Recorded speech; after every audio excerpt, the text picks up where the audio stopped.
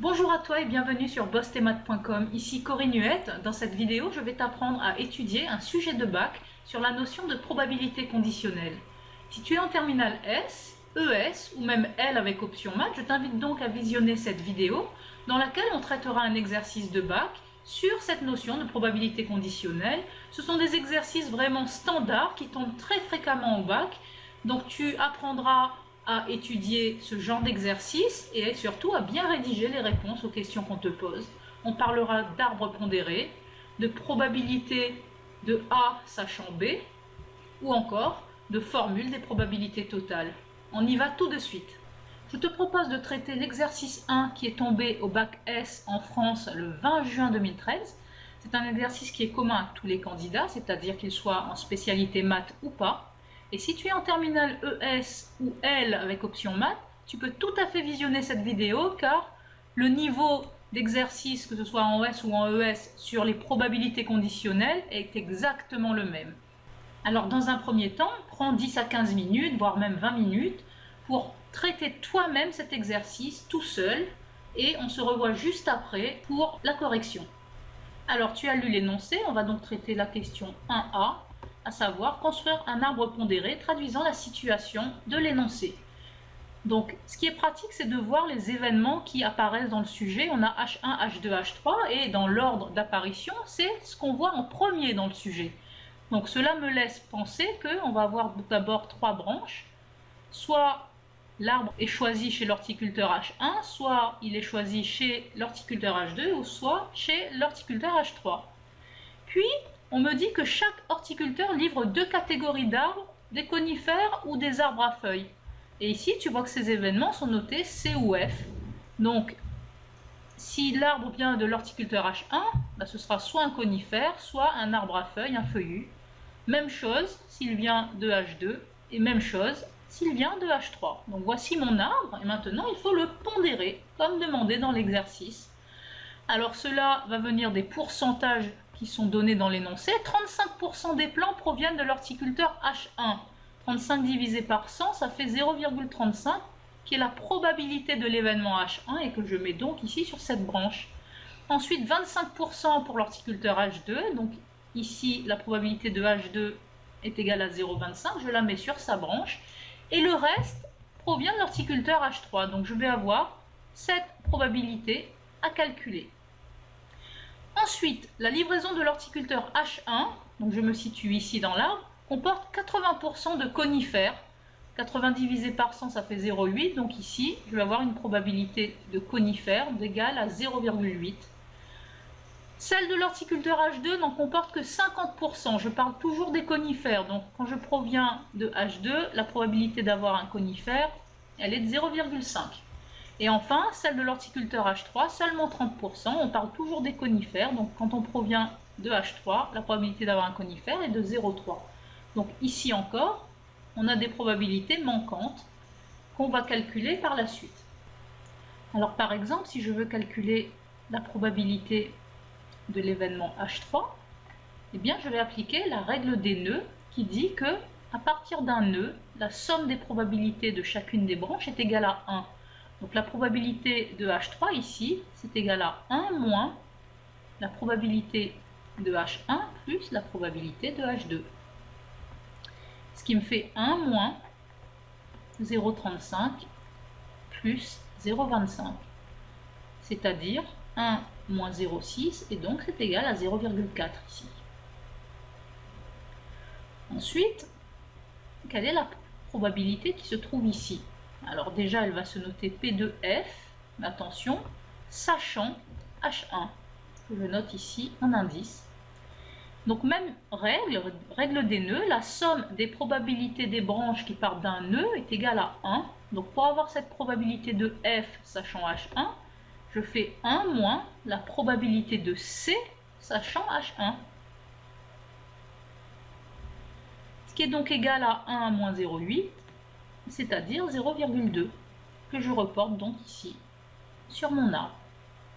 Alors les autres probabilités s'obtiennent de la même manière, donc ici j'ai 0,5, donc sur l'autre branche on a 0,5, puisque la somme doit être égale à 1. Ici j'ai 0,3, donc ici je vais avoir 0,7, puisque la somme doit être égale à 1. Voici mon arbre pondéré qui est donc complet. Alors on passe à la question suivante, 1b. Calculer la probabilité que l'arbre choisi soit un conifère acheté chez l'horticulteur H3.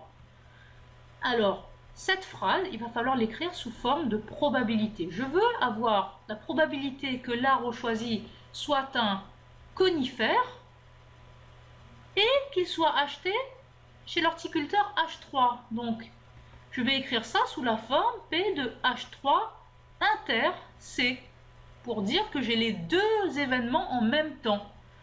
Donc, comment est-ce que je vais avoir la probabilité de H3 inter C? Il suffit de suivre ce chemin dans l'arbre et de multiplier les probabilités que je rencontre. Alors, tout d'abord, j'écris la formule. Cette première probabilité, c'est la probabilité de H3 que je vais multiplier par cette deuxième probabilité qui est la probabilité de C, sachant H3. Je remplace, cela me fait donc 0,4 fois 0,3 et c'est donc égal à 0,12. Et le jour du bac, tu fais une phrase. La probabilité que l'arbre choisi soit un conifère acheté chez l'horticulteur H3 est égale à 0,12. Voilà, il suffit, si tu veux, de reprendre la question posée. Voilà, et comme on a trouvé que P de H3 inter C est égal à 0,12, c'est-à-dire la probabilité de tout ce chemin, eh bien, juste à côté du chemin, je fais faire apparaître la probabilité calculée, c'est-à-dire 0,12, qui est la probabilité de l'intersection. On peut donc passer à la question suivante, 1C. Alors, on me dit de justifier que la probabilité de l'événement C est égale à 0,525. On cherche donc la probabilité de l'événement C. Alors, si je regarde mon arbre, ici j'ai l'événement C, ici aussi et ici aussi. Lorsqu'on a cette configuration-là, on va appliquer ce qu'on appelle la formule des probabilités totales. Et on écrit d'après la formule des probabilités totales. Voici comment on va calculer la probabilité de l'événement C. P de C est égal à... Tout d'abord, on suit le premier chemin, ici, qui mène à C. C'est donc la probabilité de H1 inter C. Plus, on additionne la probabilité du deuxième chemin qui mène à C, c'est-à-dire la probabilité de H2 inter C. Plus la probabilité du troisième chemin qui mène à C, c'est-à-dire H3 inter C. Pour calculer P de H1 inter C, comme tout à l'heure, on multiplie les probabilités rencontrées sur les branches, donc on fait P de H1 fois P de C, sachant H1. Plus, même chose pour P de H2 inter C, on fait P de H2 fois P de C, sachant H2. Plus P de H3 inter C qu'on a déjà calculé, qui est égal à 0,12. On remplace P de H1, c'est 0,35, fois P de C, sachant H1, 0,8, plus P de H2, 0,25, fois P de C, sachant H2, 0,5, plus 0,12. On calcule ces multiplications. 0,35 fois 0,8, ça fait 0,28. Plus 0,25 fois 0,5, ça fait 0,125. Plus 0,12. Et au final, cette somme est bien égale à 0,525. Et c'est le résultat que l'on attendait. Enfin, question 1D. On me dit que l'arbre choisi est un conifère. Donc, on le sait. Donc cet événement-là va apparaître dans le sachant que, ce sera sachant l'événement C. Et on me demande quelle est la probabilité qu'il ait été acheté chez l'horticulteur H1. Donc la probabilité que l'on cherche, c'est la probabilité que l'arbre ait été acheté chez l'horticulteur H1, sachant que c'est un conifère. C'est cette probabilité que l'on cherche.